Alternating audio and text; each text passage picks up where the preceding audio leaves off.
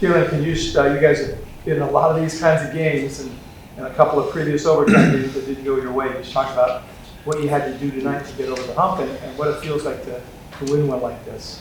We just had to correct the mistakes. I feel like the other day we made a mistake in our zone and they got 2 threes, so we went back to practice, we worked on it, and we just limited our mistakes today. And then on top of it, we played a little bit harder. I feel like we played a little bit harder. Fardaws, what was your reaction to winning this? Man, we needed it. Losing close ones are obviously always tough, but we've been in this situation before, early on in the season. So I think just to see that, we're growing from previous games and mistakes that, we made in the past, I think, is obviously huge, and it's the right steps that we're taking. When you're as competitive as you guys have been in many games recently, does it give you a good feel for what's possible going forward?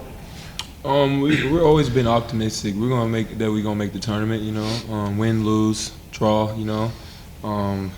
This was a good win. I think we need to start stacking them now. We got another home game against Stanford in 7 days, so that's gonna be another big one, and we hope to see the fan base out here and loud and proud. You guys struggled to get good shots in the second half. What was different about OT? About what? You say that again? Sorry. You guys struggled to get good shots in the second half. Anything that you put up pretty much was highly contested. But in overtime, things were flowing smoother. What was? They were playing a 2-3 zone, and a 2-3 zone is hard to attack because you got a big man just sitting right there. But eventually we found something that worked against him. When you got a shooting big like him is such a threat, it's hard to guard because I'm gonna get downhill, and if you keep 2 on me, with swinging to him, and if you got to go out on him because you got to respect the shot, and then you got Cone, you got JC, you got Keith, you got so many different pieces around us, and so many players around us that can do so much that I feel like it's hard to guard. At the end of the first half, you two both found each other for dunks. It felt like especially you guys and Cone were just flowing into offense really naturally. What is that, developing that connection to get to that level of ball? I can answer that question. So that started before I committed here. Them two are committed here. We was in this room right here. We all came together and we was like, we're gonna do something special here, And we haven't done nothing yet, but like that bond started from there. Once I signed the papers to come here, and it was us 3 that committed here, and then all the other pieces fell aligned. I feel like we still have something to prove, and I feel like we can still do something special here, if that makes sense. Fardaws, can you talk about what Jaylon's been doing for you guys lately? Man, obviously, I played with him last year, so, I've known how talented he's been. You see, the